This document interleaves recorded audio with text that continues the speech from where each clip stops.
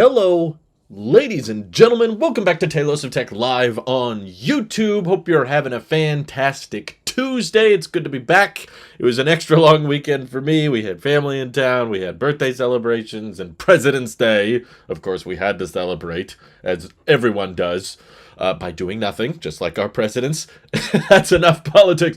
So, we're kicking off today's live stream with the subject that was brought up by our Tailosive Tech Pro members. So Joshua Miller was first to comment on the post. There were some other questions as well, but he basically wanted us to discuss the possibility of having a spring event.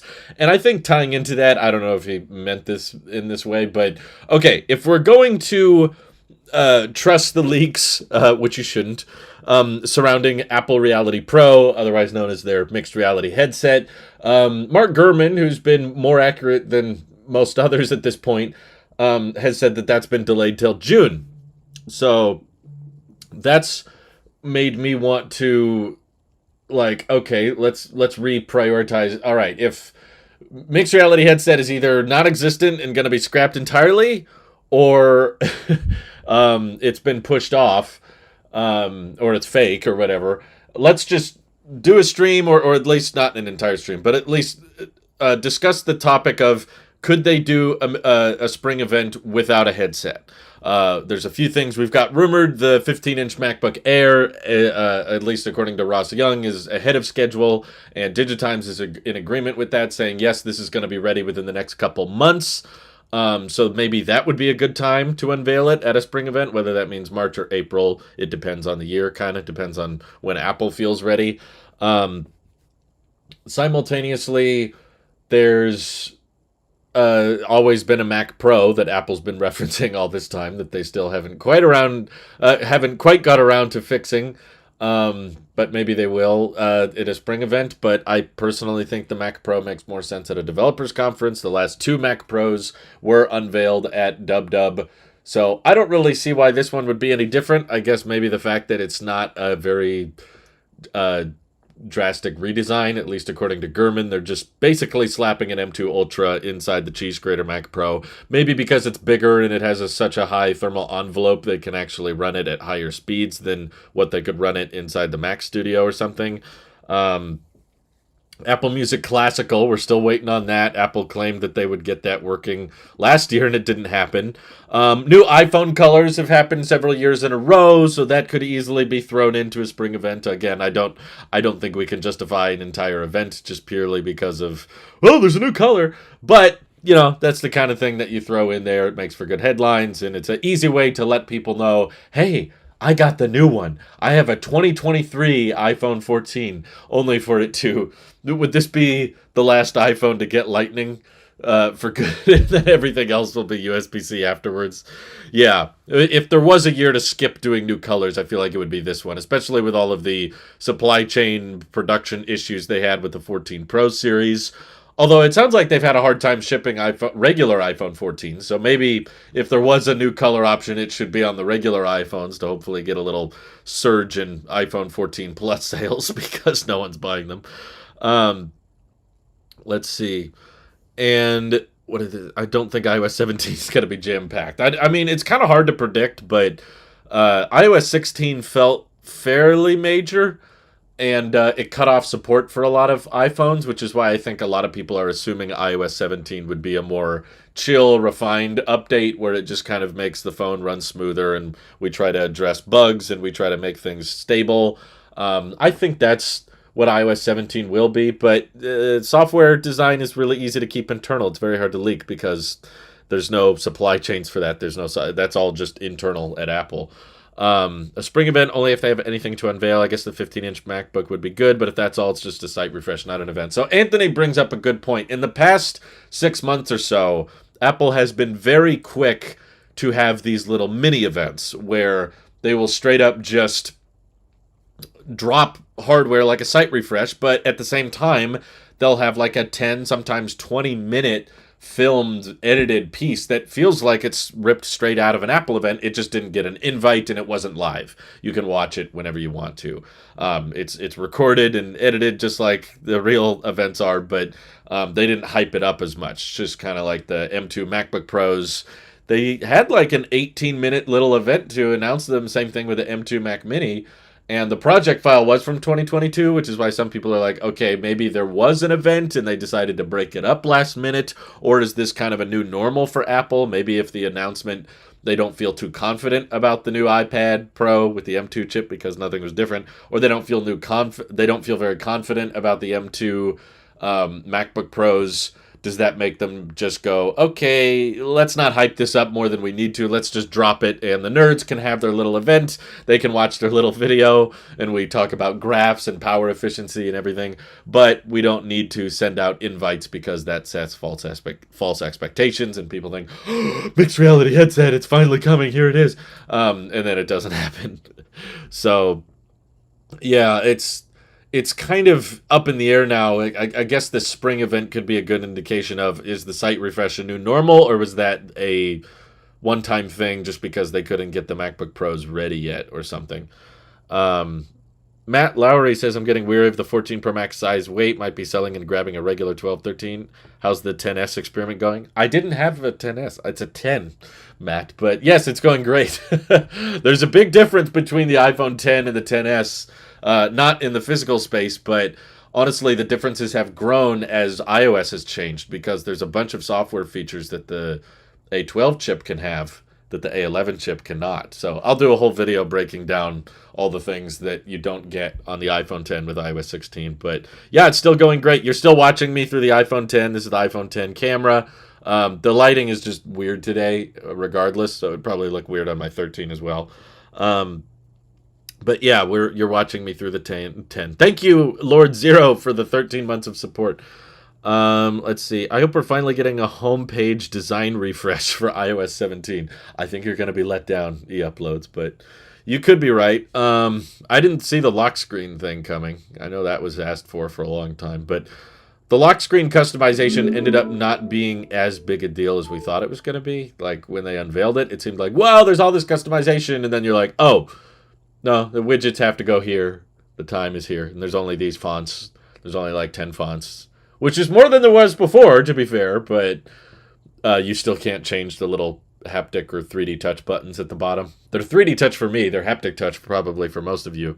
The blue light does look super weird. Yeah. My next video will probably be talking about iPhone 10 hardware and how it's aged. And dynamic range is probably the most noticeable difference, I would say. Thank you, Sammy, for the super chat. So you think they will finally release AirPower? Obviously, yes. AirPower is totally coming. 100% confirmed. I could see them doing either a mini event or a site refresh. Also, where is macOS Chungus? Hopefully this summer is when we'll get macOS Big Chungus. That's typically when Apple releases macOS updates. So thank you, Sammy, for the super chat. Yeah, I feel like there's not enough. We were kind of having a conversation in the chat before the stream began. I was talking with Jimbo. I feel like Hugh Neutron from Jimmy Neutron. Hey, Jimbo Lucky thinks we're getting a spring event, but just remember, I was expecting one last month and it didn't happen. So here we are. Or last quarter, I should say. He was saying that they would do iPad refreshes with the Mac Pro. Honestly, I don't think you would even need the iPads to be refreshed in order to have a full event. It would not be a very full event, but you could technically fill an hour probably with 15-inch MacBook Air, which unfortunately is probably going to have the M2 chip, which I don't like that they waited this long to introduce a new option that's still using the M2.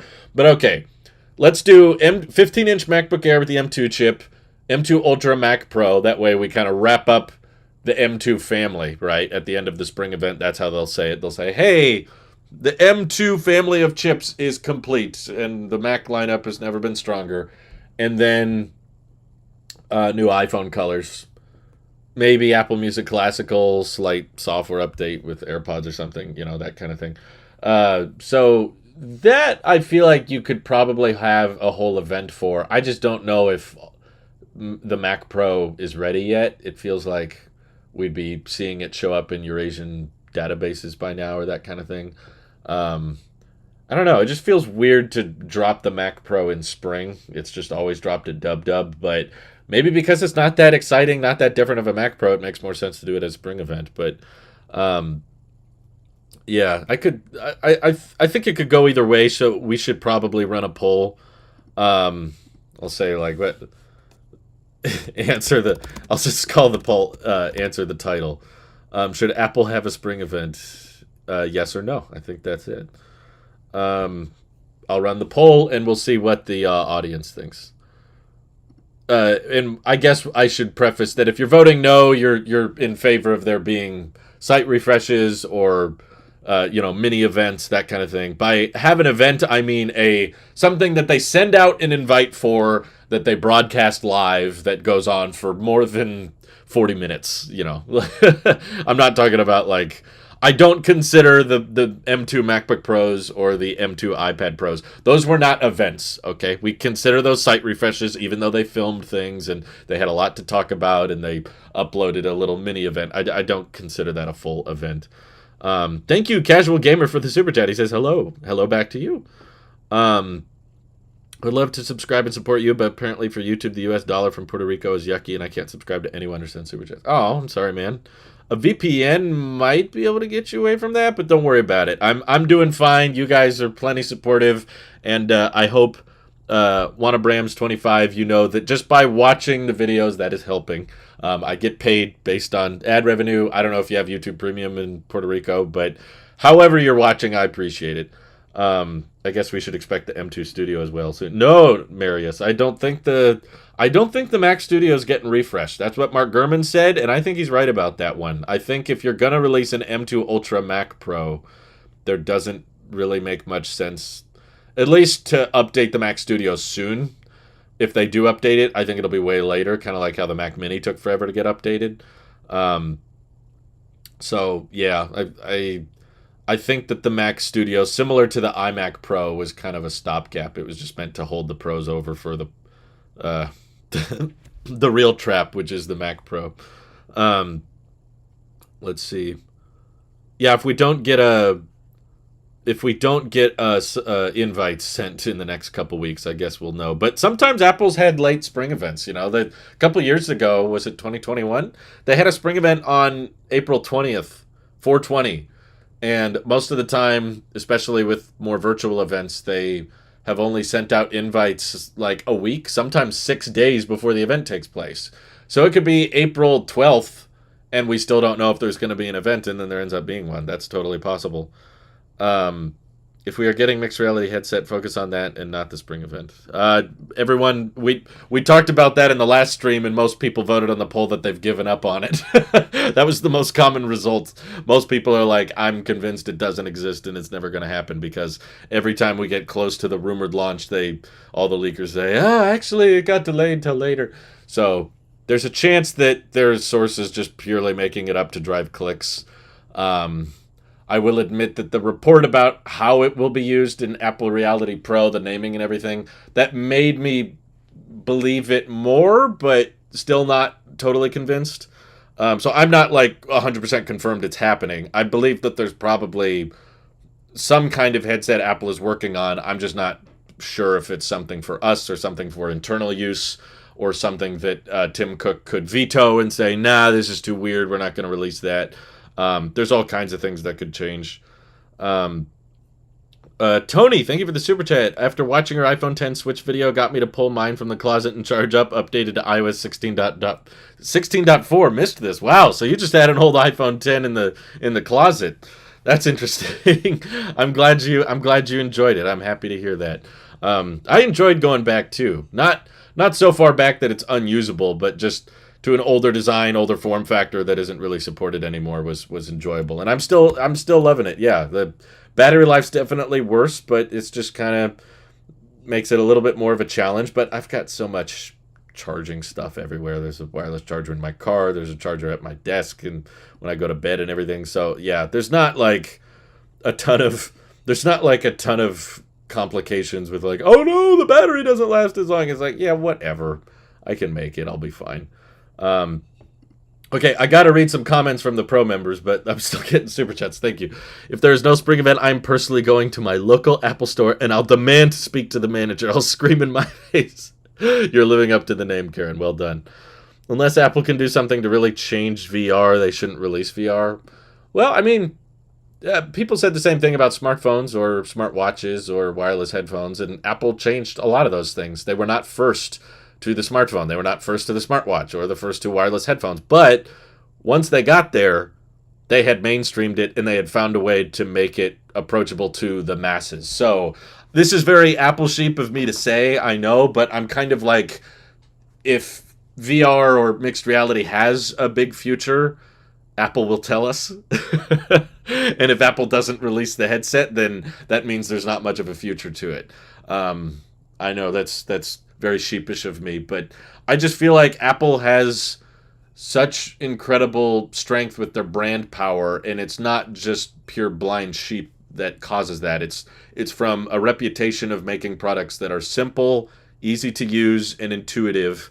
And Apple kind of shows us what we didn't know we wanted. That's kind of what Steve Jobs' legacy was all about. So right now, I look at the market, I look at mixed reality headsets, I look at VR, and I'm like, it's kind of neat, but it's kind of gimmicky, and it's not something I could see myself using all that much. And I've tried it, but I just can't visualize it being more than a party trick. You know, it's the living room demo. It's fun, but not something I would use on the regular. But Apple's the kind of company that can figure out ways to make things more approachable, make them more mainstream. So if they did release a mixed reality headset, they would probably find a way to make it more mainstream, intuitive, and come up with use cases for it that the other guys haven't come up with. And because Apple has the best tech ecosystem that you can buy in the world, they would probably find a way to integrate it. And I can't visualize it. I'm still struggling. Every time we talk about it, I'm like, yeah, I don't know what you could do that would make me interested in owning a headset and using it more regularly, but maybe Apple's thought of something that I haven't. It's kind of hard to say. Apple needs to get into AI, not VR. I think there's a lot of artificial intelligence at use that we just don't really think that much about, but I haven't seen much proof that having great AI results in great revenue streams. I think people are impressed by AI, but I don't think they want to pay extra for a phone or a tablet or a service specifically because it has a great artificial intelligence. And that's kind of inherently baked into how AI works. You know, like digital assistants or chat bots that use machine learning and neural nets, they tend to perform better based on how much real world practice they have with humans. That's why Google Search and the Google Assistant became the best assistant and was the best at curating data because it had the largest amount of sample size. It had the most amount of training. And if you want the most amount of training, you're better off giving it away for free because it's software. AI at this point is not really a hardware thing. So that's why iPhones have continued to be the best-selling smartphones in the world. And even though Pixel, from the beginning, even from the Pixel 1, has always had the smartest digital assistant, that hasn't really correlated to better sales. What made the Pixel start selling better, which again, it's still not selling anywhere close to as good as the iPhone is, which only has Siri, and Siri's pretty dumb. It wasn't until the Pixel started getting cheap and having good hardware for the money that people actually were interested in buying them and using them. So again, it's an interesting field of tech, but I don't see it as hyper monetizable, at least in Apple's trying to get more into the services business, but I don't think it's going exactly the way they think or hoped.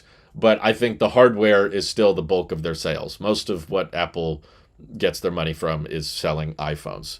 And I haven't seen much proof that having the better digital assistant than the other company is what makes the phone sell better, because honestly, everyday people don't use digital assistants as much as the tech community may think. So I don't think there is a big need to get into AI or have a bigger push in AI. I feel like Apple already kind of is in it. They're just not using it in ways that are super obvious, like chat bots and that kind of thing. It's like, whoa, the Bing thing is alive. Whoa, the Bing wants to break out. I've watched videos on the Bing chat. It's kind of it's one of those things. I think we talked about this in the previous stream. I don't want to repeat myself too much, but basically, I'm not as impressed as other people are. Like I saw the clip from Linus Tech Tips live show where they're like, they asked how many backpacks could fit in the trunk of the car, and it knew what to do. The computer did math. It's like, what? Oh my god! And I was like, is that complicated? I mean, maybe I'm just ungrateful or something, but I think the inherent way neural net training and artificial intelligence works.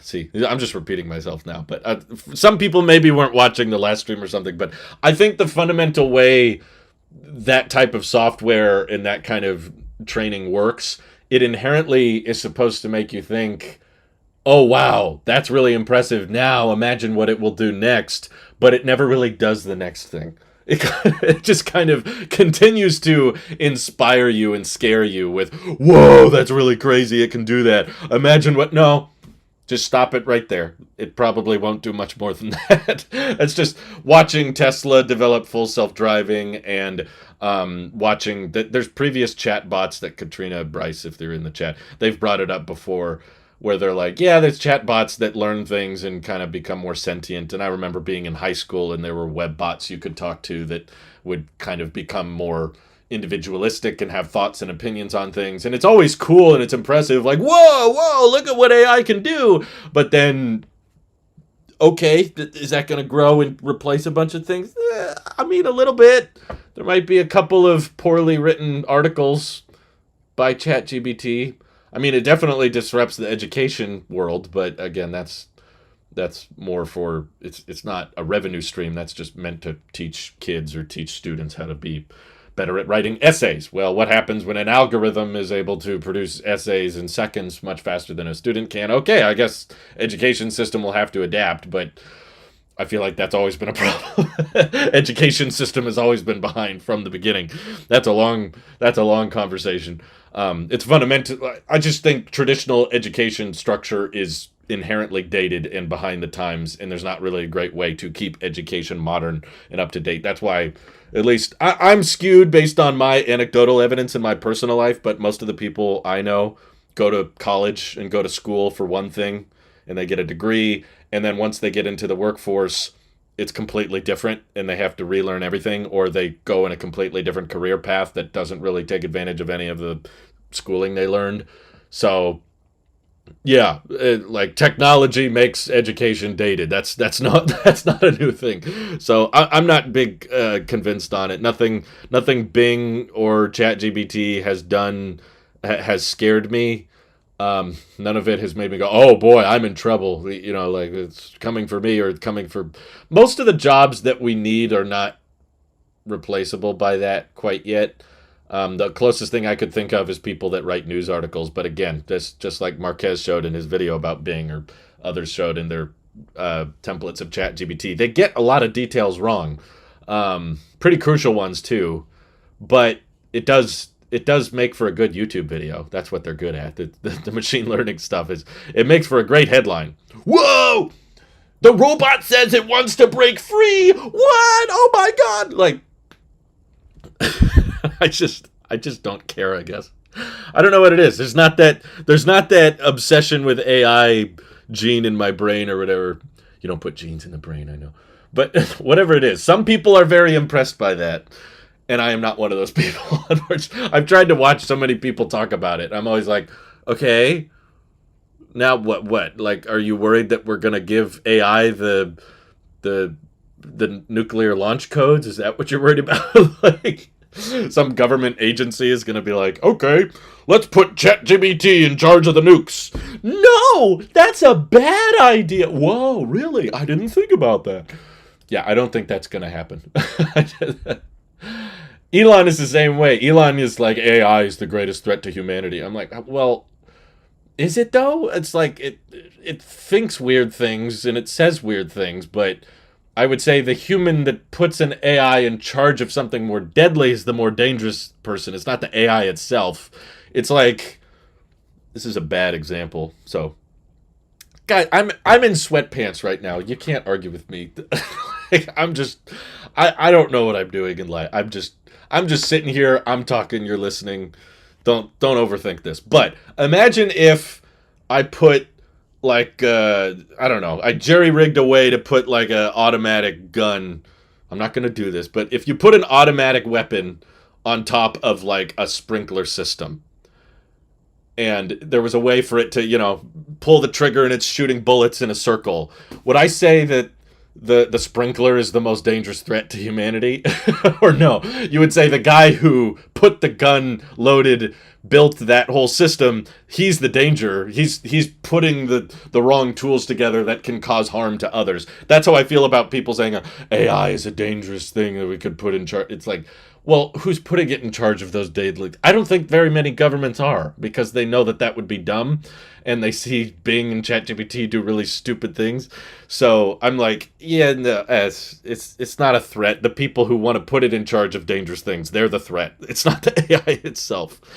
Okay, sorry, I'm missing the super chats here. Jacob G. Whitmer says, I'd switch to a 10, but I'm on the 11 Pro Max, which is in between the 10 and the latest iPhone Pros. Neither would really be a major up/downgrade. No, that's true. I like the 11 Pro Max, just so we're clear. That's a great phone. That was the best phone with the rounded chassis I think Apple ever made. I like that it has the frosted glass. I like that it has night mode. Great battery life in that phone. My dad still uses that phone. And honestly, if I weren't making YouTube videos, that's probably a phone I would have bought and kept for a very, very long time, because there was really nothing wrong with that phone when I replaced it with the 12 mini. There was definitely a lot of just, I want to try the old phone again, and it feels nostalgic, but I got rid of my 11 Pro Max, and I just didn't feel like I needed to. It was like, there's nothing really wrong with that. Karen super chatted, ChatGPT gives very short essays, never cites sources, never use the appropriate essay structure and more. If I turned into a GPT essay, I'd get an F. I don't know. You're proving my point even more so that that it's not as disruptive as people think it is. I just think it's a hype thing, kind of like what was going on a few years ago. Something gets a lot of traction in the media for a minute, and then it never really goes anywhere. Google. Oh, I know what I'm thinking of. Duplex. Is that what it was? There was this feature that Google showed off that was using AI and machine learning, and you could like look at like, for example, a hairstylist or something, like a haircut place, and you want to schedule an appointment, but they don't have a website. You could tap the phone number of the business and say, Google Assistant, you call the business and set up an appointment for me. So a robot that sounds like a human, because it emulates the human voice, calls that place, and a real human picks up the phone at the hairstylist place and goes, hello, how can I help you? And then the robot says, hi, I'd like to schedule an appointment for a client at this time. And then the person on the other end of the phone goes, sorry, we can't do that time. How about next Friday at 2 p.m.? And they say that to the Google Assistant, and the Google Assistant goes, okay, yeah, that'll work. Or let me check real quick. And then it gives you a prompt on your Android phone, and you select yes or no. So you don't have to talk to the human, but the Google Assistant did all the talking for you. I remember everyone flipping out. Like, oh my God, this is the most world-changing thing. Like, everyone acted like the world was over and the AI was taking over. And they said that was the coolest thing in the world. And then it never went anywhere. Like, no one used that. Maybe one or two people did it for a YouTube video, but I've never seen anyone in my life do that. I definitely don't think people bought phones for that feature. It's just, it was really, really good at impressing people during an event, and it was great for YouTube videos. It was great for media. You know, us in the tech community were like, wow, oh my God. But then a couple days go by and no one uses it, and everyone kind of forgets about it. Yeah, it's like the blockchain or NFTs. Thank you, Kevin. That's how I feel about ChatGPT, is like, it's really impressive if you don't do much with it. If you just make a little YouTube video about it, or if you don't actually try to put it in any type of workforce or something that you would use regularly, then it's very cool. It's like, whoa, it did all that by itself. Tech media freaked out, yeah. Same thing with NFTs. Everyone thought that was going to be the next big thing. And it was a big thing, to be fair. A lot of people bought and sold them for high price, and a lot of people made money. But it was one of those pyramid scheme type things where one person sells the NFT for $1,000, the next person sells it for 10,000, person C sells it for 100,000, but then person C realizes no one is going to buy it for $1 million, and in fact, no one's actually going to buy it for 100,000. So you paid 100 grand for it, so that person B and person A could make a ton of money, but person C is left with the bill, and they actually have something no one cares about. So that's how I feel about the AI stuff. Is like, I don't know, once you start applying it in the workforce, there's already limited forms. Yeah, like we talked about it. Let's see. I'm in sweatpants too. Apple uses AI, but in very limited ways and not in good ways. It never makes good map suggestions, app suggestions, photo memory suggestions, or, how I charge any of my devices. I don't even know if you can count that as AI. But yeah, I know that Google probably could do that way better than Apple, but I just don't think those types of things like suggesting the right photos, or honestly, I've been very disappointed with Google Maps relative to Apple Maps. I got a new car last year, and it has its own navigation system built in its Google Maps, and it takes me on the weirdest routes, and Apple Maps did not take me on these weird side roads that Google does, and I just don't think people base their phone purchases off those kinds of things. So it's not as monetizable as a business. It's an interesting business, but I don't think there's a lot of money to be made in having a bot that can curate information for you really well. Let's see. What's wrong with the camera? It's disgusting. See, Jasmine, no one said anything when I didn't tell you guys it was an iPhone 10. Now that everyone knows it's an iPhone 10, they're like, oh God, it's disgusting. Let's see. I'm not sure how valid this take will be in, say, 20, 30 years. You may be right, but once... I guess I'll just be honest with you guys. Once ChatGPT or Bing or whoever actually does things that are impressive to me, maybe I'll get more excited about it, or I'll say, oh, I wish Apple would do something like that. But genuinely, no one has been able to show me anything that they've been able to do that's genuinely impressed me. Like, okay, you teached an algorithm that you can figure out the dimensions of a backpack and figure out the dimensions of a trunk and do basic division. That's not impressive to me. That's just saving a couple of steps. And I don't see how that replaces that much of the workforce or creates some kind of feature that a lot of people would pay to use. People love Google search, but I think it's mostly because it's free and widespread. If suddenly it was like, oh, well, to use really smart Bing, you need to pay $10 a month, I don't think that many people would sign up for it personally. Maybe I'm wrong. I've been wrong before, but when I'm wrong, I'll tell you I'm wrong. We'll get there. Christian Super Chat, it says, I use GitHub Copilot at work for coding. It suggests code based on comments and file logic. It is based off of an OpenAI, same as ChatGPT. Well, that's interesting. I hope it works well for you. Again, I see that as a cool assistant. I don't see that as replacing your job as a coder. Maybe if it's helping you write code much, much faster than you could without it, then you could justify paying extra for it. But again, I find that pretty niche. I don't see that as disruptive tech, like people look at it as the smartphone or, the biggest invention since the iPod or the iPad or whatever. It's like, yeah, there's a certain demographic of people that might be able to justify that, but I don't think that many, to be honest. Have you heard about Roblox's generative AI? You can generate code by a simple response. Okay, it's cool. I mean, so is the fear that this AI is going to replace all software engineers? Or a decent chunk of software engineers? I mean, sure, that's disruptive, but sadly, that's not a huge chunk of our labor force. It's a decent chunk, but it's not. I think what there's going to be a bunch of software engineers stranded on the street or something. I guess it'd be kind of interesting if Apple could use a chat bot to fix bugs. That'd be kind of cool. I don't know if anyone's doing that right now. But imagine like with developer betas on iOS, like Apple says, we want iOS to do all these things, and they send out the developer betas, and then the developers can just write messages that says, this part of the OS is broken, this part needs to be fixed. And then a bot can go in, self-diagnose the code, figure out what's causing the bug, and fix it. But I don't think that's what you guys are pitching. I don't think that's what it's doing. I don't think it's that good at it, to be honest. I think it's really good at showing, getting you excited for, whoa, that was almost really smart. But it's not quite that smart. Do I think the 15-inch MacBook will have a fan or will it have the Air branding? I think it would be an Air.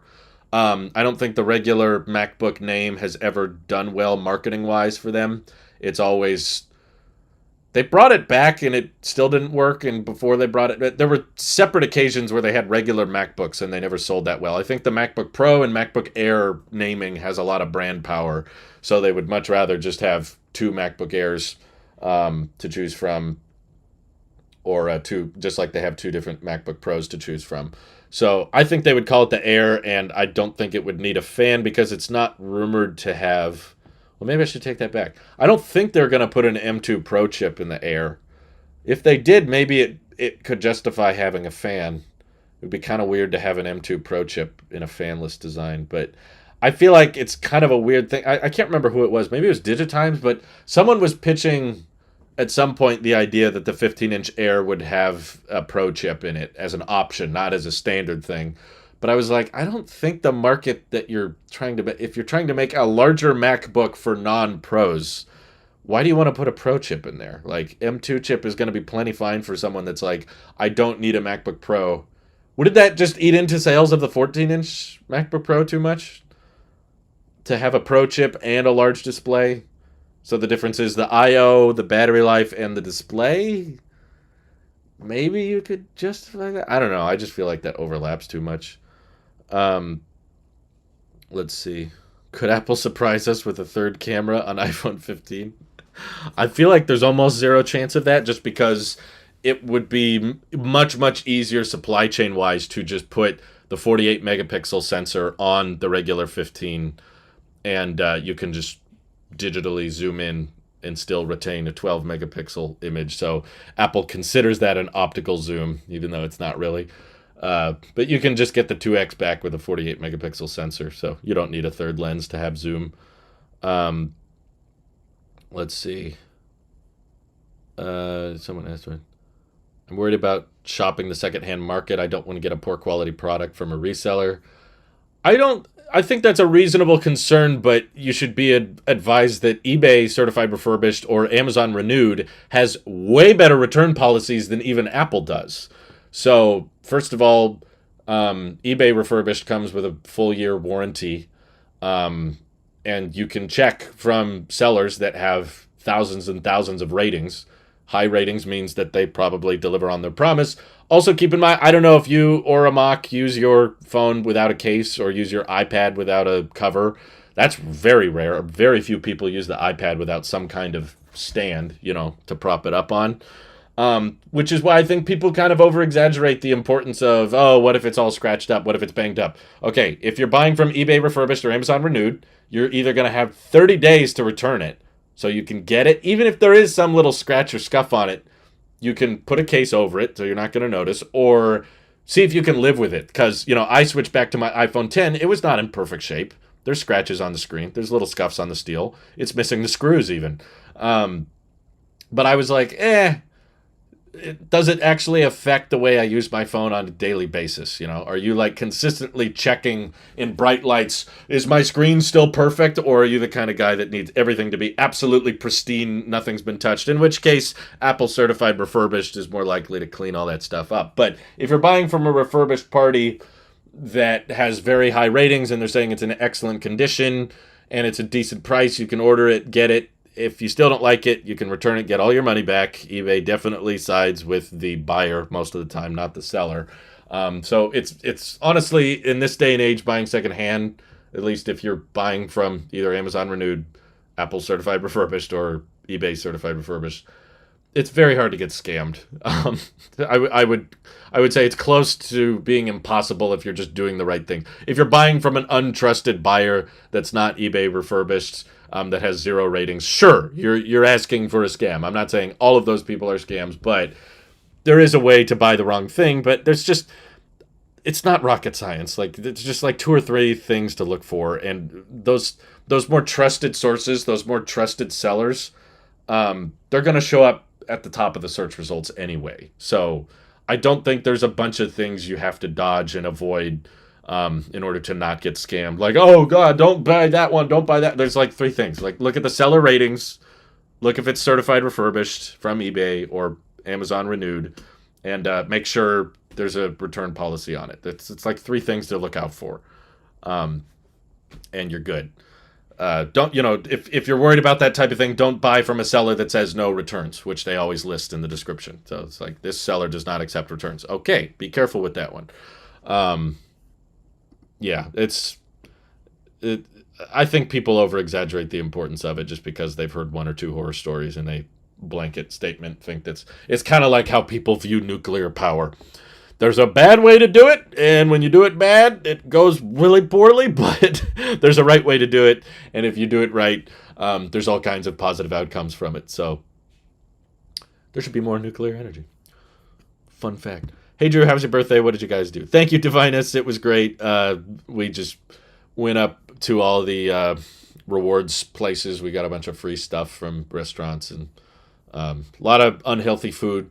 But it was a good time. I had a great birthday. We spent time with family and friends, and yeah, people were very kind and said lots of nice things about me. So I felt thoroughly spoiled. And you guys aren't helping because you're still spoiling me. Do you know Elon Musk wants to load your self-consciousness to a computer, so if you die, you're still a computer consciously? Immortality, for an example of OpenAI. I don't recall him precisely saying he wants everyone to do that. I think I recall him saying maybe he would want to do that, but yeah, I don't care. I don't think that's going to happen in my lifetime. I think there's bigger problems preventing that from happening than AI stuff. But if at some point in my lifetime an AI can perfectly emulate me and my voice and my personality, it will definitely have a large sample size to pull from. That's kind of what I'm doing with my YouTube channel. All these streams, all the podcasts, I'm going to collect all my voices and have a very, very large sampling group to train an AI to replace me, hypothetically. Just don't buy from a yard sale. Thank you, Urasawa. Pretty much.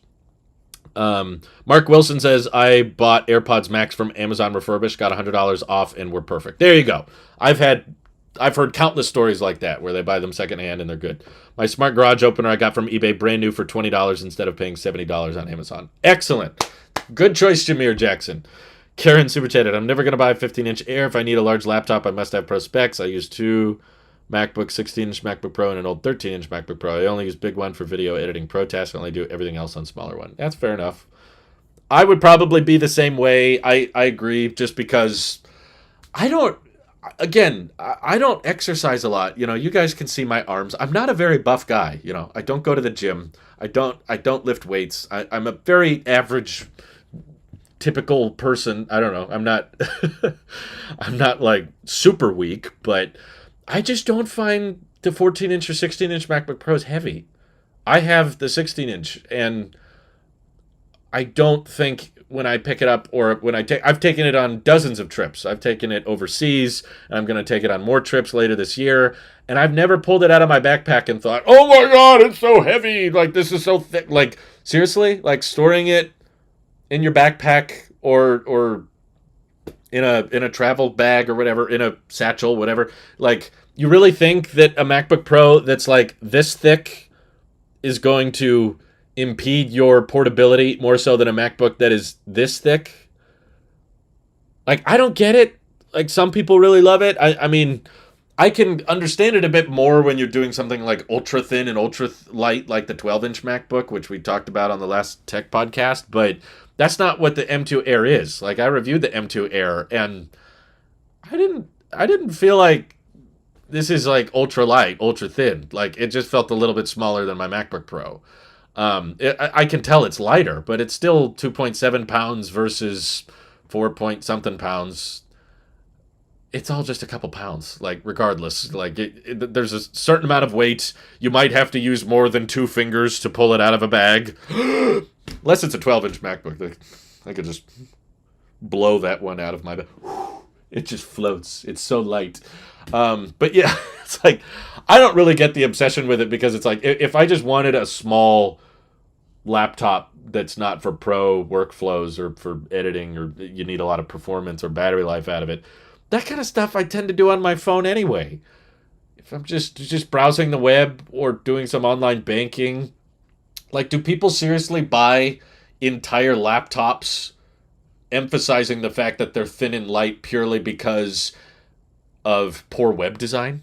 I think is that a lot of the time what it stems down to is that you're using a website that was not optimized well for the smartphone. So instead you buy a whole laptop so that you can use the desktop version of that site. I would argue that's kind of what iPads are for. You know, I complain about iPads a lot, but my main criticism with iPads comes from the higher end ones. Like I basically don't believe anyone should be spending more than like $500 or $600 on an iPad when you can find these on Amazon in good condition for like $400-500. You can get iPads from 2018, 2020 with great displays, great dynamic range, great Face ID sensors. Still, honestly, for iPad OS, what it's capable of, A12X chip is plenty fast. This is not tapped out by iPad OS. So if you just need a bigger screen for occasional websites that aren't well optimized for the phone, yeah, I wouldn't buy a $1,000 12-inch MacBook or M2 Air for that kind of thing. I don't know. I don't really get it, but we all have different preferences and different use cases for me. And it's not that I don't... It's not that I disagree with the usefulness of portability. I just don't think that the 16-inch MacBook Pro is not portable.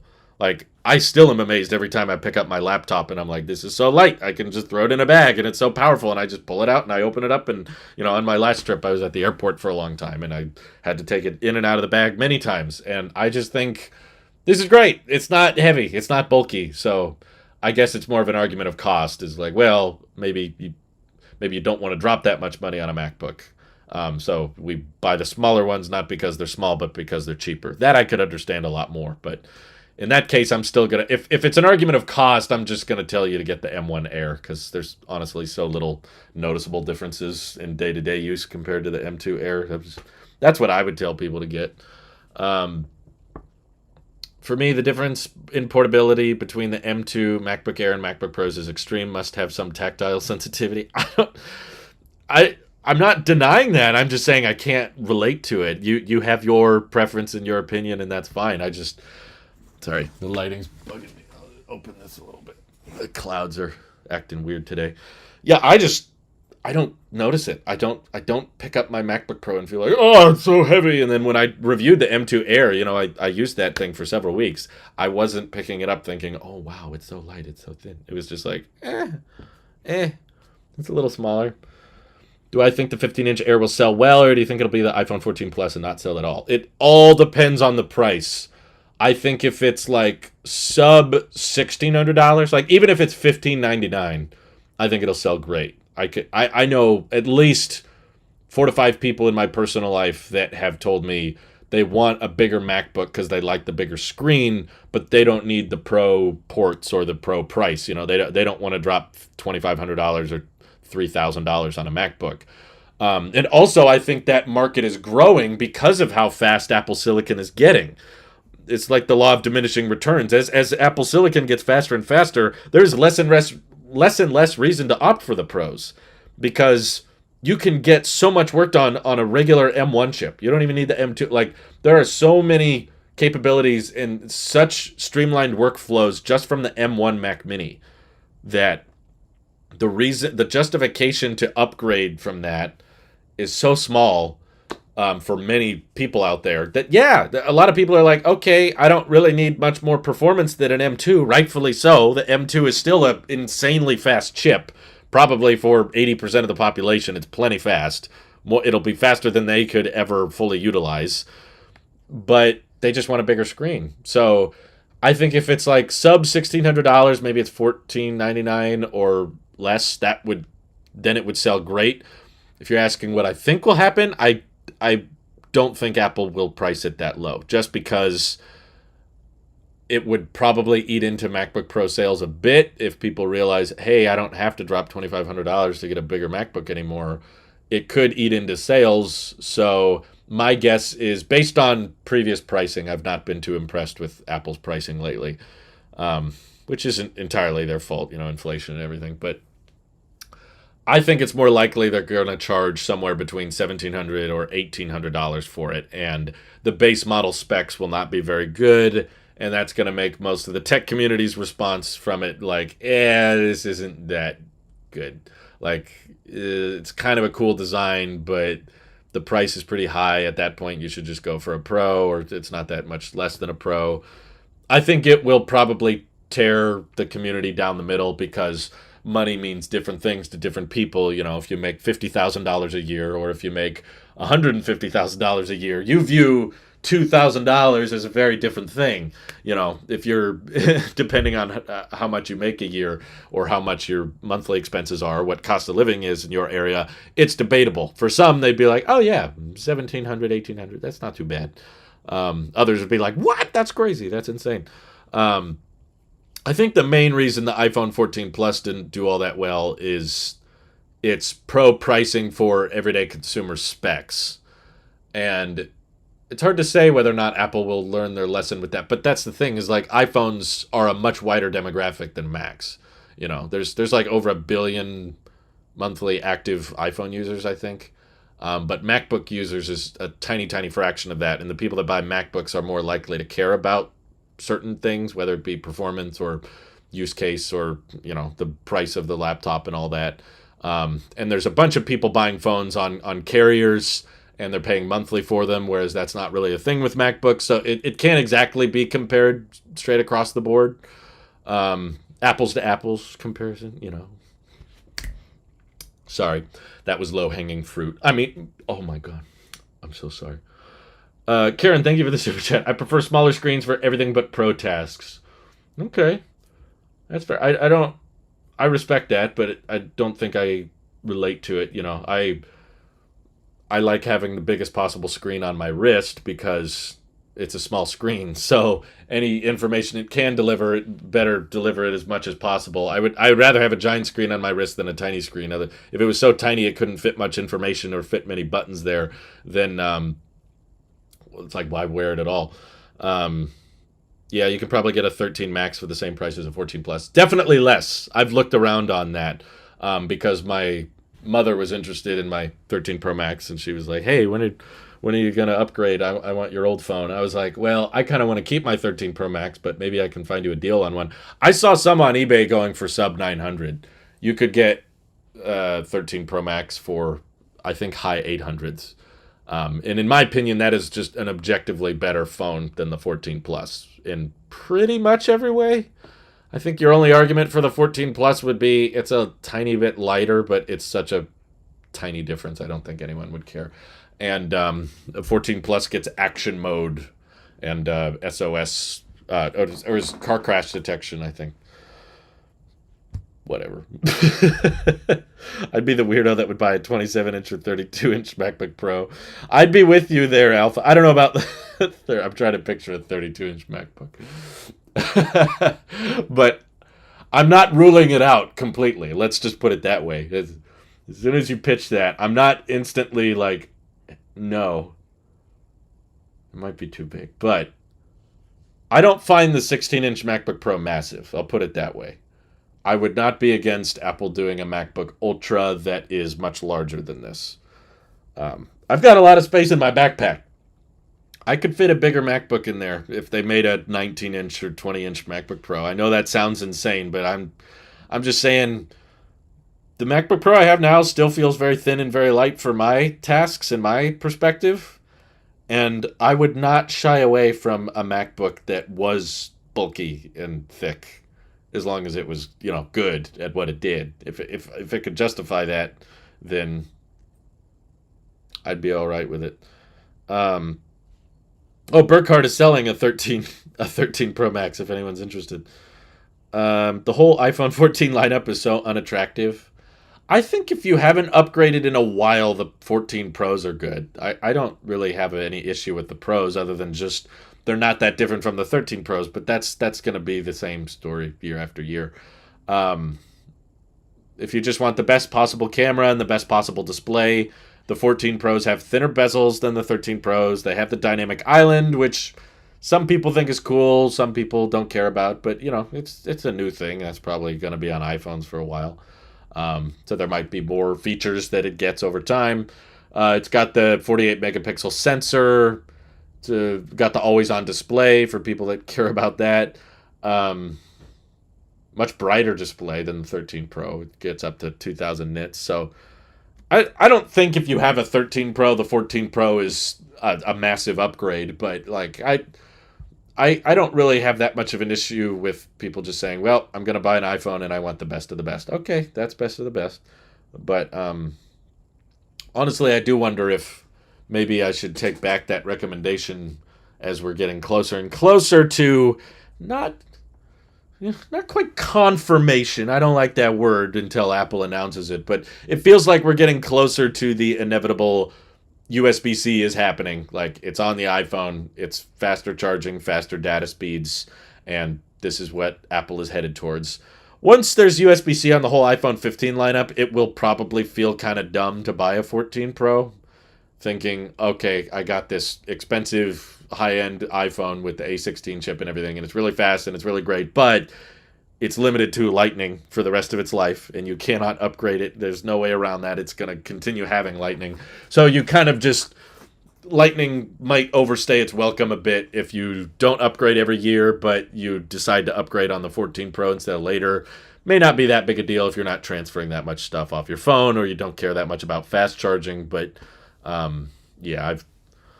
right now it's all up in the air. We don't technically know for sure if the iPhone will get USB-C, but I do think it's pretty likely at this time.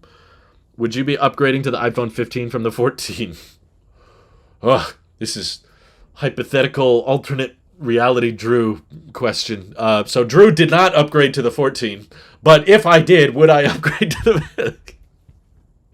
Yes? I think. Because if there was a reality where Drew upgraded to the 14, it's probably because he would have thought that the 14 was a decent upgrade. So if he thought that the 14 was a decent upgrade, he probably also would think the 15 is a decent upgrade. But if you're just saying I upgrade, if a willing vessel is asking I upgraded to the 14, is your question really, should I upgrade to the 15? My answer is, Like, I don't know your financial situation. I don't know what you use your phone for. Not enough info. I can't give a recommendation on to wait for it to be refurbished, then upgrade, I guess. I don't know. That's my blanket go-to response if I don't have enough info. I don't know what your finances look like. I don't know what you use your phone for. Is USB-C something you would really appreciate and benefit from? If not, then you don't really need to. It's just a connector at the end of the day. I'm like Alpha as well. I do everything with wireless. Other than right now, I am using a Lightning cable because the iPhone 10 does not get continuity camera. So the only way for me to use iPhone 10 as a webcam for my Mac is through an app called Webcam Plus, and that requires a cable. So I can't do this wirelessly, which I think is baloney. I think Apple totally could have done it on the iPhone 10. They just chose not to. Lightning pin is like the 30-pin connector. Yeah, sure. That's a statement not worth disagreeing with. There's some technicalities, but overall I agree with you. Burkhardt says, I was specifically motivated by your iPhone 10 video. Getting the smaller screen size will cut down on my smartphone usage a bit. And I had a friend who wanted to get rid of his 6.1-inch 14 Pro, so now I have this. Oh, okay. Cool. I like hearing those stories. I like hearing people trying to live with less. I mean, I don't know how much less smartphone usage you're going to have on a 6.1-inch version versus a 6.7-inch version, but honestly, I haven't been doing all that great battling with smartphone addiction. Even on the iPhone 10. The problem is it's too dang cool. iPhone 10 looks fun and it's still really fun to use. So dang it, it's not. It's just making me have to be closer to a charger more often. But I guess I don't think this is ever a problem I'm gonna fix. To be honest, smartphones are too crucial. It's a part of my job and it's a part of our culture, not bigger than just my career. It's just the world works with smartphones now, like just with contactless payments and boarding passes and online banking and email and how you keep up to date with people, how you communicate with others. And it's my car key now. Like I can't get rid of the smartphone. That's not going away. But there's just certain times where I feel like I'm using my phone too much, and other times where I feel like I have a decent amount of relationship with it. So it's never fixed. It's never like I am no longer addicted. It just comes in waves. It's kind of like your diet or food. You know, you don't ever really fix permanently. Okay, I will never eat unhealthy again. Maybe you get that way, but most people don't. Most people are like, they get on good kicks and bad kicks, and it goes back and forth. But yeah, someone was asking earlier if I use MagSafe Duo to charge my iPhone 10, which the answer is yes. It doesn't do the little, it doesn't do the snap in charging sound, but it does. The MagSafe Duo does act like a typical Qi charger, so I can just put my iPhone 10 on it. I have to be a little bit more careful with how I align it. But I'm happy to say in the past 2.5 weeks, how long have I had the iPhone 10 now? I got it before I posted the video about it, so that's not the start date. But I don't know. Let's just say 2.5 weeks, close to 3 weeks, I've had the iPhone 10. I have never improperly placed it on a Qi charger. Like, it charges just great, just fine in my car. My car doesn't have MagSafe, but it has a little wireless charging pad, and I drop my phone in there and it charges. And every night I put my iPhone 10 on MagSafe Duo and it charges. It doesn't snap in, but I've never woke up the next day and been like, oh, it wasn't placed the exact right way. It will probably happen at some point. You even accidentally, you bump it in the middle of the night or something and it gets a little bit off. But that hasn't happened yet, I'm happy to say. So I can continue using MagSafe Duo even without MagSafe. But I do want to make known, because I've seen comments saying, I love the iPhone 10/11 series, but I really like MagSafe, and I can't have MagSafe on those phones. There are cases out there you can buy that are not too expensive. They have good reviews on Amazon. Not sponsored. They didn't reach out to me. I thought about buying the case, but I realized I don't like cases, and I already have... Come on, guys. Look at this. I have all these old iPhone 10 cases. This is 2. I have all these iPhone 10 cases that I bought back in the 2017 when the phone came out, because I was like, irresponsible Apple sheep. I didn't pay attention to my budget, and I was pretty crazy with my money, and I just would go to the Apple store and just buy all this stuff, and I'd be like, let me try this case, and then I realized, wait, less than a year goes by, I upgrade to the XS Max, none of these fit anymore. So, okay, I buy a bunch of cases for the XS Max, then I upgrade to the 11 Pro Max. None of these cases fit anymore. So the real wake-up call was like when a couple years went by and I looked in this box and I had all of these cases. And I was like, these are never going to fit a new phone. So the more cases I buy, the more this collection grows. And yeah, there are cases on Amazon that have that fit the iPhone 10, that have the MagSafe ring built into them, and they're highly reviewed. Lots of people buy them and use them, and they say they're fine. I don't know how well they work with the MagSafe battery pack or the MagSafe Find My wallet. I don't know if it will do the Find My thing, but it will snap on the back. It will fit.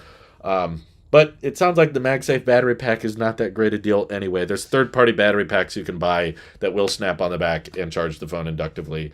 So yeah, like Sam K is saying, you can also get adhesive magnet rings that stick to the back of the phone, so you don't even need a case. It's true. I just feel a little bit weird about... I don't know. I'm kind of an Apple sheep purist in a lot of ways. I like my iPhone 10 naked. I like that there's no case on it. I like that there's no stickers on it. I don't like the D-brand stuff. Ooh, don't roast me, D-brand. Oh, no.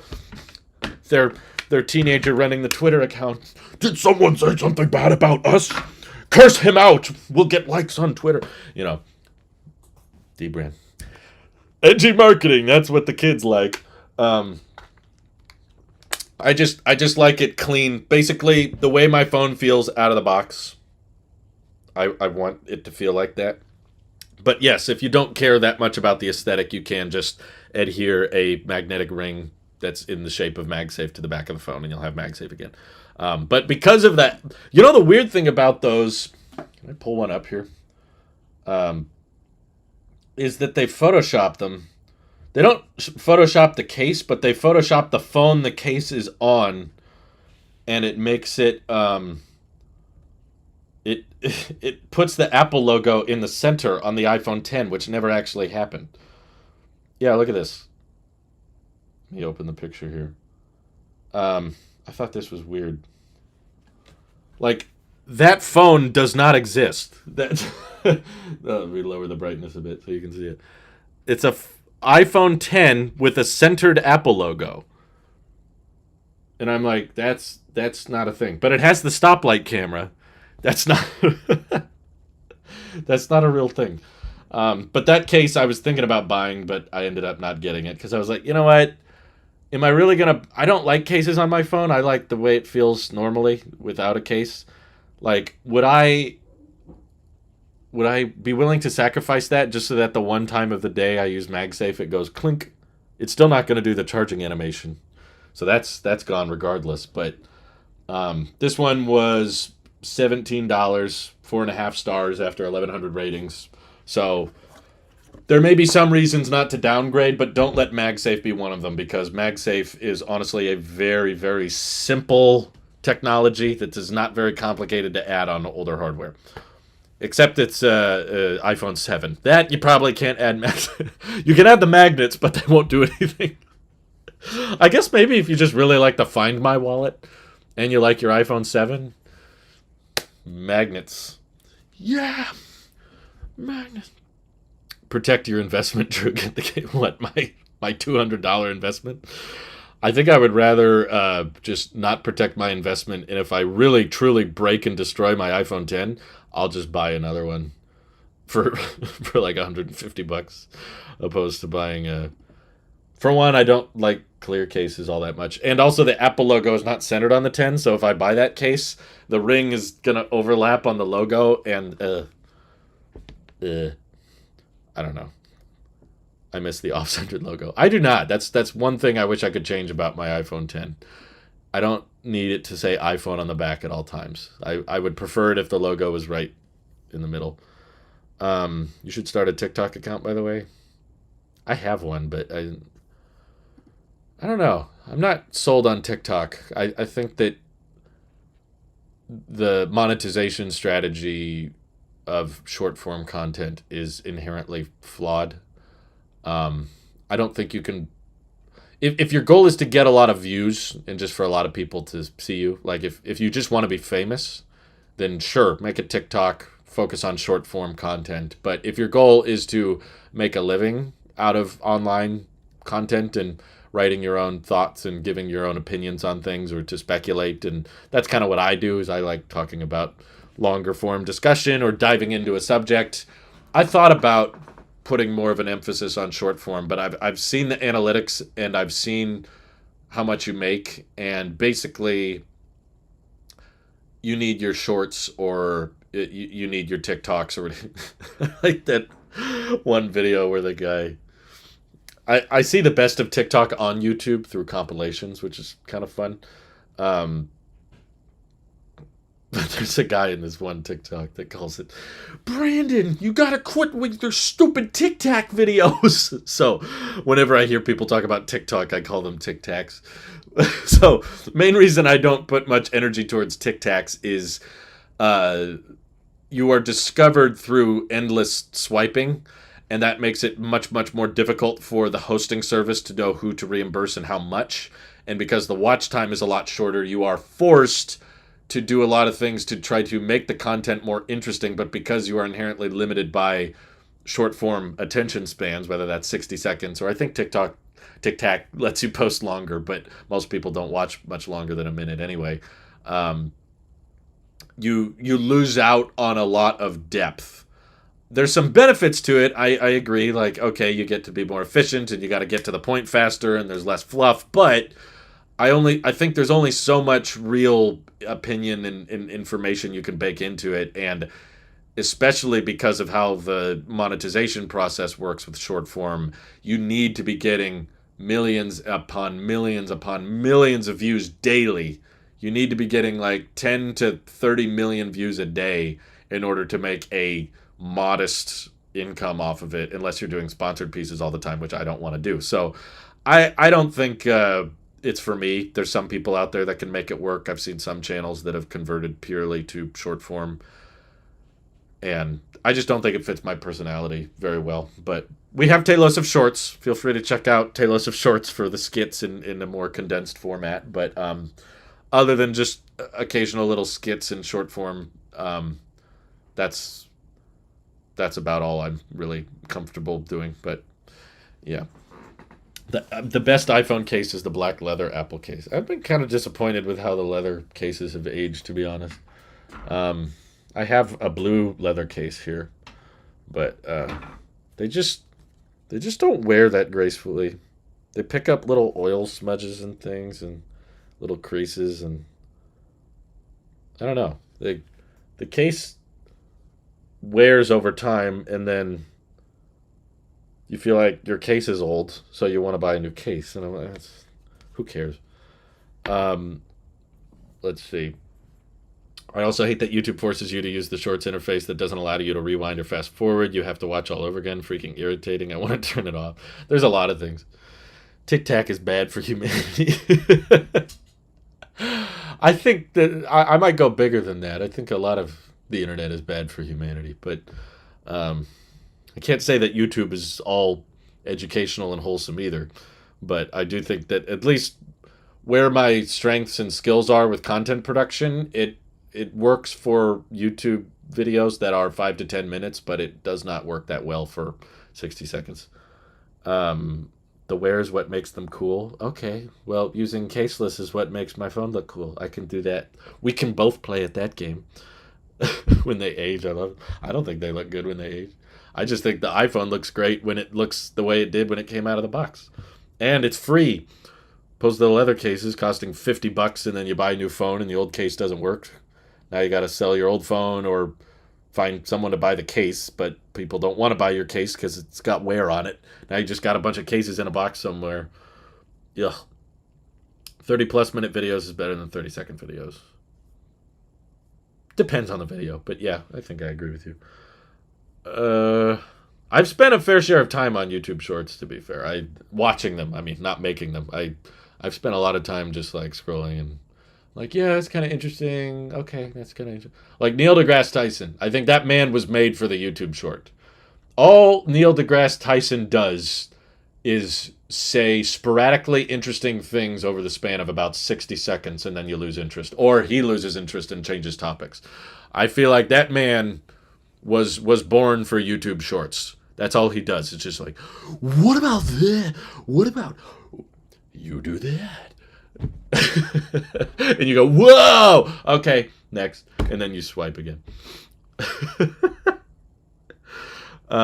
Comedy can be great short form. Yeah, I loved Vine. That was even shorter than 60 seconds. I thought Vine was really creative because it forced people to make a joke in 7 seconds, which is, I think, kind of the absolute bare minimum. Like, I don't think you can make content much shorter than 7 seconds. I remember there was a YouTube channel way before Vine called 5-Second Films.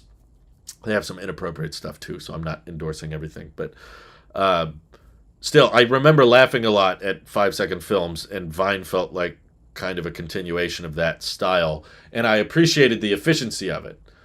But 60 seconds gets into that awkward length where it's like, okay, you have to provide a certain amount of information.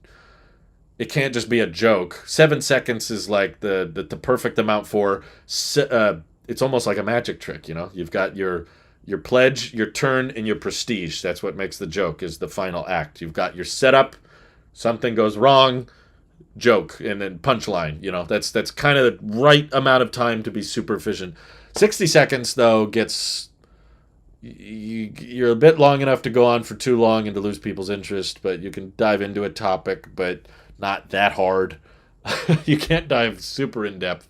So yeah, it's a weird little formula. Um,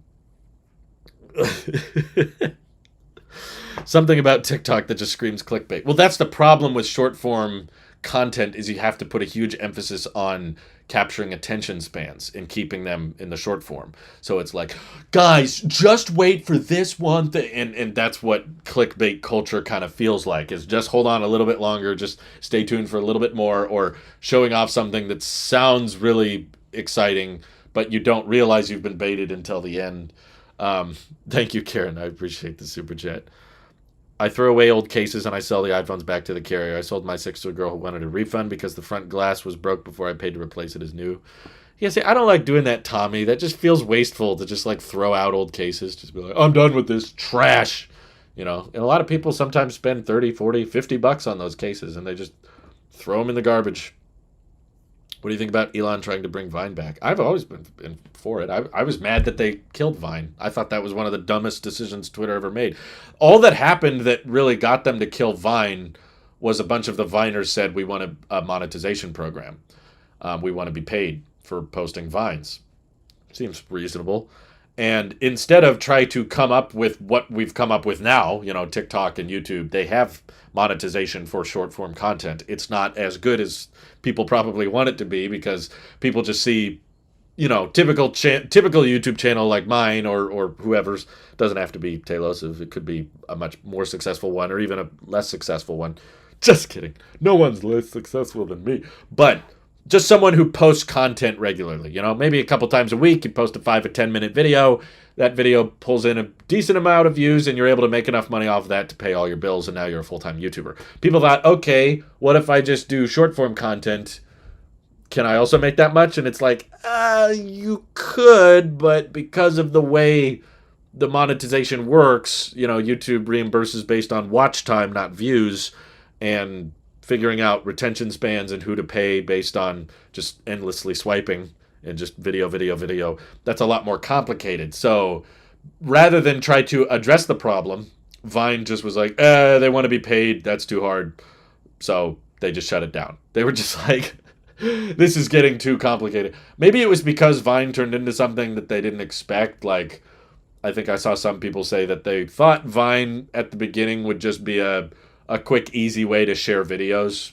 Like, it was meant more of a social network type thing, and it turned into more of a platform, like, of people just making jokes and trying to fit the most entertaining amount of content within 7 seconds, which I thought was an interesting experiment and resulted in a lot of funny stuff that we quote on a daily basis now. We still say do it for... I know people that still say, you know, have you seen that Vine or do it for the Vine? And Vine's been dead for, 6-7 years now, and we still talk about it.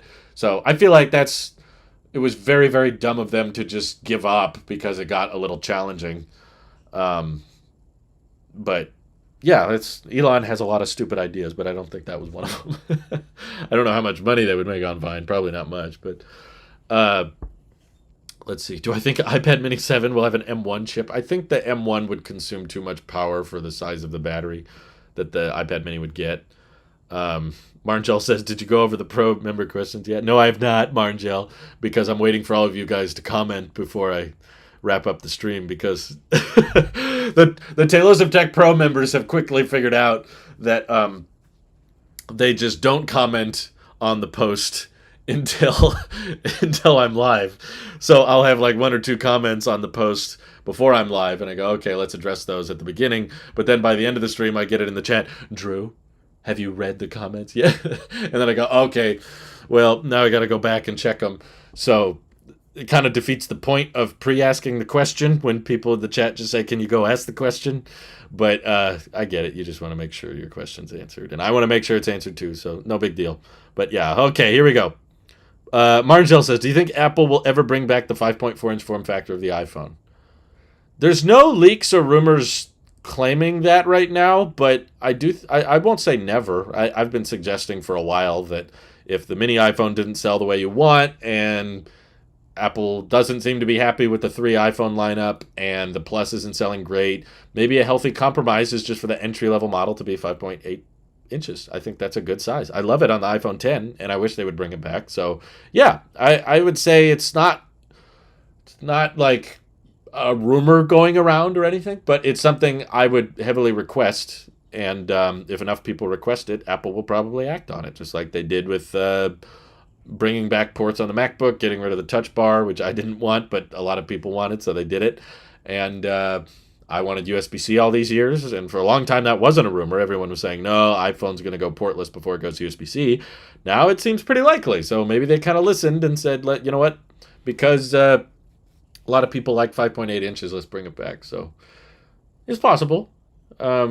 Likely? Maybe not likely, but at some point, yeah. You had mentioned you'll be reviewing older products to see how they have aged. Are you going to review your iPad to show how it has aged? Will you use coconut battery to show battery health and charge cycles?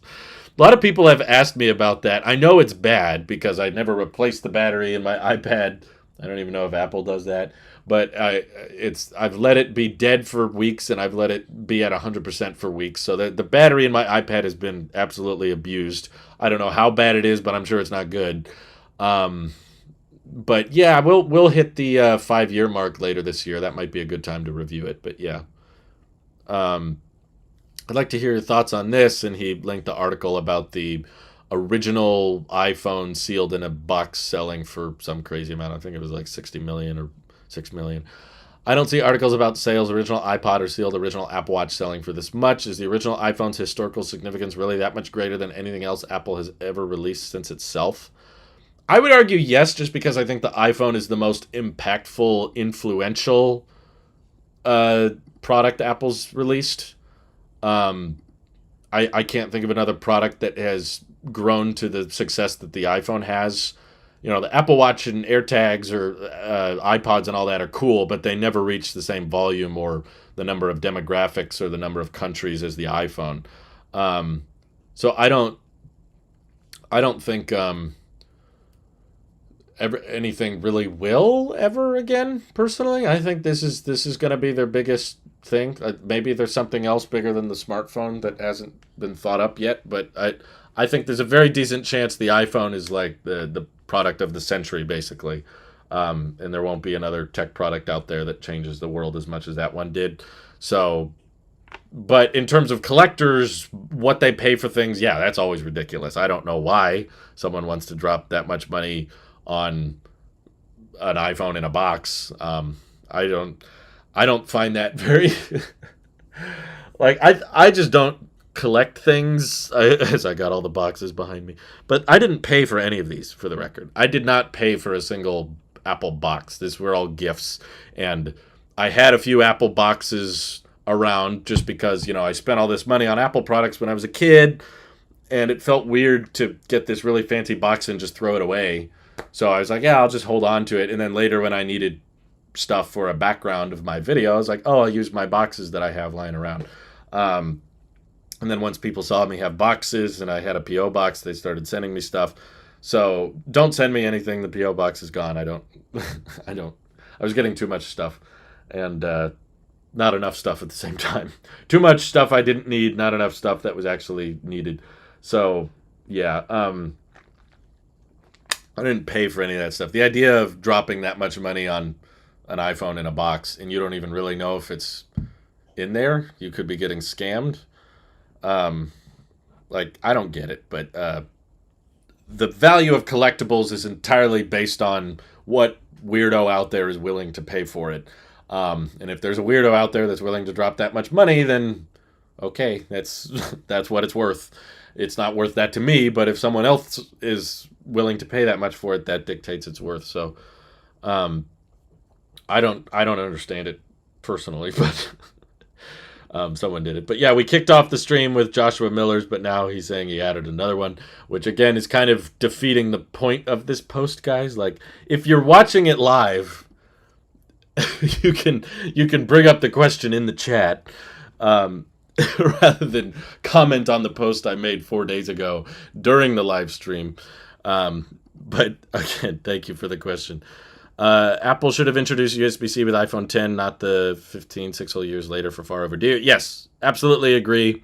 It's not really a question, but especially if the end result is them going USB-C anyway, I would have argued they should have switched to Type-C as soon as possible.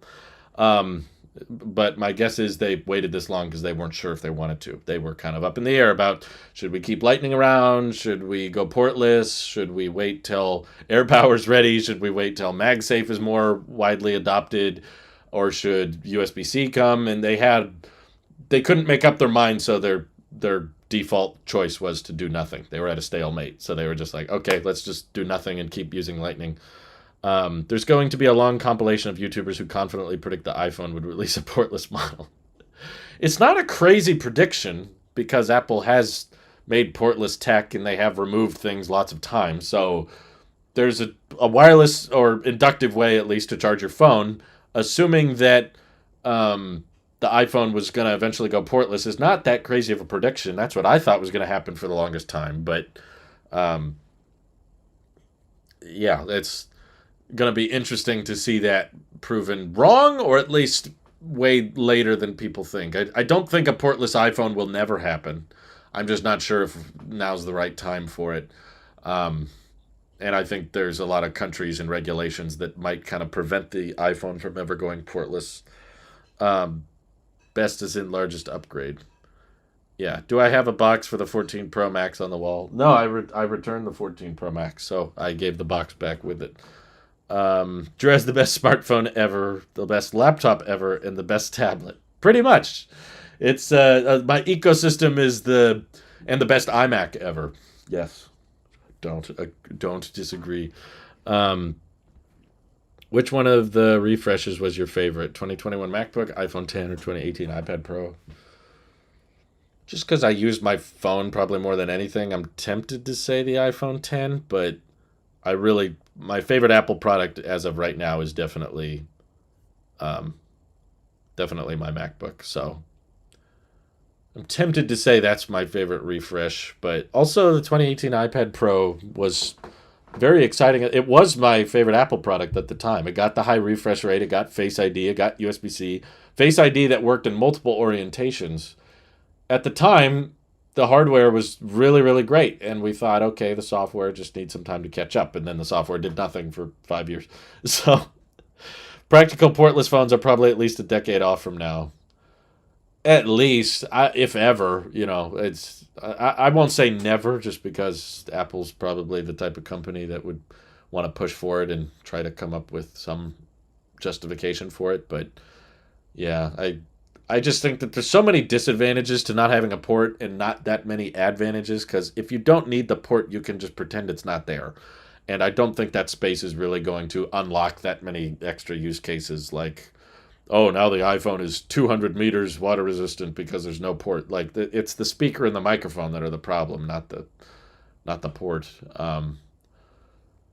And there's easy ways to connect accessories, transfer data, charge faster if you want to upsell people. Like, there's more marketable friendly things to USB-C than there is portless. Like, marketing wise, how are you going to try to convince people you should buy this phone because there's no port on it? Like, you can't really upsell people with it very much unless we figure out some way to safely transmit power over the air, but that doesn't seem like it's going anywhere. I think that kind of breaks the laws of physics. There's companies that do it, but it does it in such low amounts that it's not useful, and it's so inefficient that and requires so much additional hardware that it's like, okay, this isn't really helping. This is just complicating the process. Walking into a room and dropping a phone on MagSafe is always going to be simpler than having to install some charging beacon that has to have a direct line of sight to the device as it's charging and that kind of thing. You're going to have to set all that up and buy all that extra equipment. So, yeah. What do you think the iPhone will be in 2027 when it reaches its 20th anniversary? I think we're in the refinement age. This is like the Toyota Camry of phones now. Like, it gets a little bit better every year. Is there massive differences year over year? Not really, but it's just more and more refinement. 2027 sounds like a long ways away, but that's 4 years ago. 4 years ago, we got the iPhone 11. So look at all the differences between the iPhone 11 and the iPhone 14, and try to extrapolate that from 14 to what would we be on by then? iPhone 20, iPhone 14 plus 4, 18, iPhone 18, I guess. Yeah, it's just a little bit thinner bezels, much better camera, better zoom, but I don't think it's going to be folding in half. I don't think it's going to be solar powered or something. I think it'll still probably have Face ID, probably still have a dynamic island, just a smaller one, and better battery life, brighter display, all that. Maybe micro LED or something. I don't think the folding phone thing is going to happen. I'd rather have more ports on the iPhone than no ports. Now, that's an interesting idea. Maybe if Apple goes the Ultra route, it might make sense to put 2 ports on the phone for more accessories and stuff. What do I think the Mac lineup will be 2 years from now? Mac lineup doesn't change all that much now that we've gotten through the Apple Silicon transition. I think it'll... Oops. I forgot the timer's up. How do I dismiss this? Okay. Did that crash the stream? I'm streaming blind. Micro LED sounds likely, but all that's still incremental. That in the tech community, micro LEDs, OLED. What am I saying?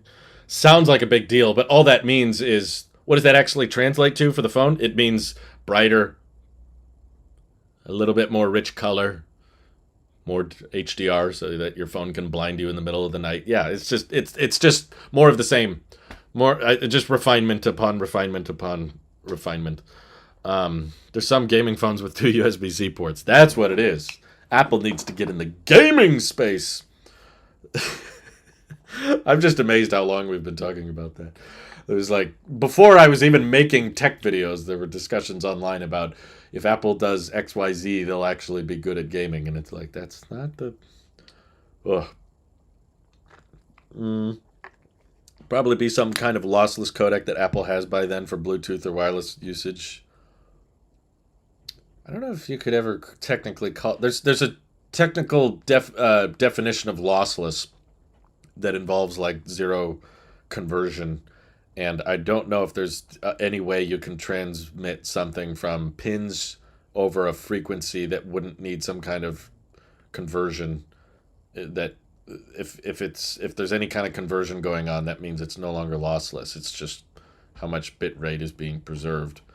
I think there are ways to do that now. Like you could probably transmit, if they baked in Wi-Fi chips, Wi-Fi modems to AirPods, they could stream lossless, just like your HomePod can stream lossless, because they're no longer pulling the audio off your phone via Bluetooth. They're just streaming the audio via Wi-Fi or internet, which there's been patents and there's been talks about AirPods getting cellular or connectivity features like that. But the reason they don't do it is, for one, because the fundamental size of AirPods can't output a lossless signal in a way that would be noticeable. AirPods from the ground up are kind of designed to play AAC and that kind of thing.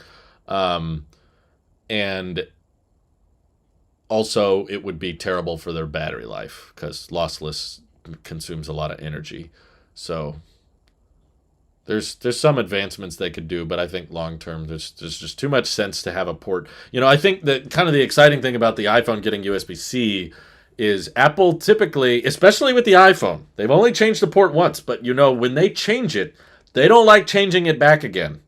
They will switch to something and then they will keep it for at least 10 years, usually more. Like we've had Lightning since the iPhone 5 and we're still using it on the iPhone 14. So even if Apple does still have a long-term plan of going portless, they're probably going to have USB-C on the iPhone for another 10 years at minimum, maybe longer, based on how the EU handles things. But I don't think USB-C is going to be a bottleneck on anything. I'm having a hard time envisioning a scenario where it's like, I want my phone to do blank, but USB-C won't let me. I'm like, okay, USB-C has support for analog audio, so it can do lossless. They've tested it in labs, not on a consumer grade product, but they've tested it in labs at over 200 watts, which phones are nowhere near needing 200 watts. And and they've also gotten Thunderbolt 4 specs to get it close to 80 gigabits a second. So, like, there's so much overhead baked into that connector that I have such a hard time visualizing anything a phone could do that would be like, oh, USB-C is not fast enough. I need something faster. Like, there's faster protocols you can adopt with the same connector. That's why there's like you can have the iPad 10, which has USB-C, but it's at USB 2.0 speeds, or you can have Thunderbolt 4, same exact shape of the connector, which means that it's backwards compatible, and USB-C cable from 2015 will be able to charge an iPhone from 2030, assuming it's USB-C. You'll still be able to, the port will fit and it will transmit power, but just that newer iPhone will have newer protocols and newer standards, which means with the right equipment, it can transfer faster and charge faster and all that. No, I don't think Intel will convince Apple to start using their chips again. There will always be an inherent advantage of being vertically integrated and designing the chips yourself, because Intel is designing chips for hundreds of machines, whereas Apple is designing chips for a couple. They're designing silicon that will go in 3 or 4 computers, so they can optimize it much, much more perfectly than what Intel could ever optimize their chips for. And also, it would just look bad marketing-wise to be like, actually, we're going to go back to Intel. So I think marketing-wise, it doesn't make sense, but also I'm not convinced that Intel ever could make a chip that would be better in a Mac than Apple could.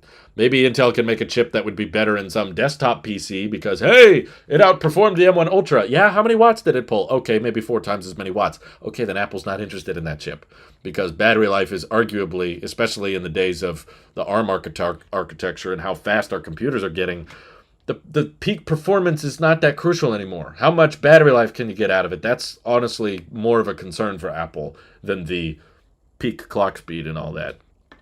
Yeah, I've read an article about an agency that got 240 watts on Type-C. So we're nowhere near hitting the limits of that connector. And even if we did, we hit the limits of Lightning years ago, and Apple didn't want to shift away from it. So Apple's still using Lightning 2.0, even though they came up with Lightning 3.0. So even if there was a USB-D or a new connector shape that was way better, Apple probably wouldn't switch to it for another 5 years, or Apple wouldn't switch to it until the EU forced them to. Would I buy a Mac that has an M chip that's designed by Apple but made by Intel?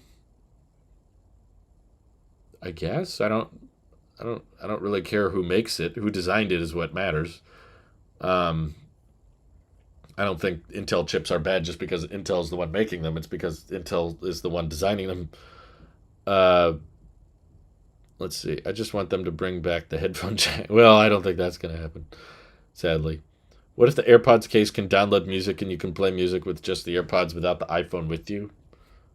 You could, but I just don't think that would make the experience better. So now when you change music, you have to do it through Siri every time.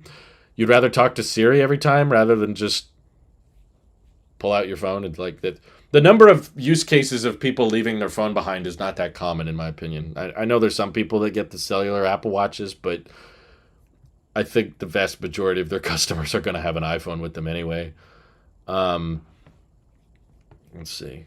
Do I think the Studio will be replaced with a 27-inch iMac with Mac's Ultra chips than the Mac Pro above that, or just the Mac Pro and no iMac?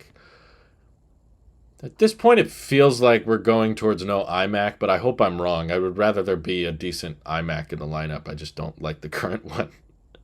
Sustained performance and battery life power efficiency are more important than on-paper benchmarks, and hilariously, Apple is beating Intel at both with their competing chips. Well, I've seen people bring up that there's some Intel processor that can outperform the M1 or M2 and stuff, but the problem with those side-by-sides is they always have to ignore the power consumption, which is like, in my opinion, a much bigger portion of the equation. Like, okay, I don't care if you can pull a kilowatt of energy and outperform my MacBook. That's not impressive to me, because the reason I have a MacBook is because I want to take it with me and I care about battery life. If I just was tied to my desk all day, sure, okay, let's see how fast a chip can get. But that's increasingly not the situation for people, especially when there's chips as fast as this that are mobile, like the M1 Max or the M2 Max. And I can pack that up and take it with me. The number of instances in which that chip is not fast enough and I should get some Intel i9 what you use it, and that's going to be way faster, and that'll save me money, but I can't move, and the computer has to stay stuck to a wall, or the battery life is 30 minutes. It's like, who cares? Like, I'm not interested in that. Um, the big laptop thing that got like 2 times the score of the M2 Max could even beat an M1 Max when unplugged. Right, but what's the... Oh, could not beat an M1 Max when unplugged. I see what you're saying. Intel chips are basically space heaters, right? What do you think Apple should do with the iPad Air to make it noticeably better than the budget iPad, but noticeably worse than the iPad Pro? Honestly, I struggle because all I can really think of is, okay, give it an M1 chip. Or no, it has an M1. Give it an M2 chip, but that's not the point. Like, the chip, the M1 in the iPad Air now is overkill. So it feels very stupid of me to just say, oh, they should put an M2 chip. No, I have a hard time suggesting any iPad hardware thing unless unless you fix iPad OS. In the current state, you don't need an M1. You don't need anything faster than an M1 chip in the iPad Air. Honestly, you don't need much faster than an A12X either. Those chips are not maxed out with the current software implementations. So that's why I can't really think of much for the iPad Air. I guess you could give it an OLED display because it's supposed to be 60 hertz. So if you care about dynamic range and not ProMotion, 60 hertz OLED in an iPad of $600 shouldn't be that hard. Yeah, it needs 120 hertz before it needs an M2. Yeah, but that product exists. I'm just telling you to buy an 11-inch iPad Pro. That's already a thing. So saying that the iPad Air should become an iPad Pro was like, ugh. Never thought I was an iPad person, but once I got the M1 Air, I love it. Well, yeah, it's fine. It's for covering the basics. It's good at that, but that's my point. iPads have been good at the basics for 7 years. They never went much further than that. Let's see. As Steve once said, performance per watt is real performance. Yes, absolutely. I agree with that. But I could do this all day if I'm not careful. So I appreciate your guys' questions and super chats. And I had a lot of fun. I hope you did too. I'm going to wrap up. We got some more stuff to work on. But I hope you guys have an excellent rest of your day.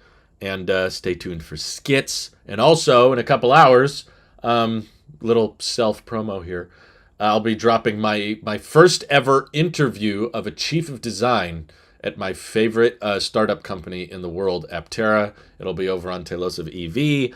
I know a lot of you guys don't care about it, and that's fine, but I think it was more fun for me and my good friend Mike, who interviewed Jason Hill, who's the chief of design, because, I'm not on the Tim Cook nice list, like, we don't get to work directly with companies or have conversations with high up executives all that much, either because of the weirdness of my channel or the size of my channel. Not that many, high up executives of brands I care about are willing to talk to us.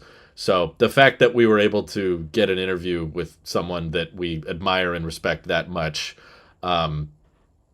it would have been like, it would be like if Marquez Brownlee back in 2010 got to interview Johnny Ive. Like, that's how I feel. It's like, here's a guy I'm a real big fan of and I really admire, and he was willing to sit down and have a great conversation with us and basically not shy away from any of the questions and think big. And he kind of thinks and talks the way I do with big picture stuff. So I had a really fun time interviewing him and editing the video and kind of condensing it down and putting a lot of work into it. So I'd appreciate it if you guys checked it out, check out the brand, or at least just watch the interview, because it's kind of cool to see someone of that influence. He's worked at Porsche and he's worked with Subaru and someone of that extreme like standard talking to a guy like me feels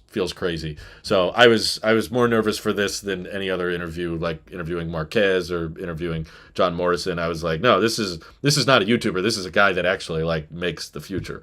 So yeah, we were going back and forth trying to schedule meetings with the Aptera marketing people for a long time.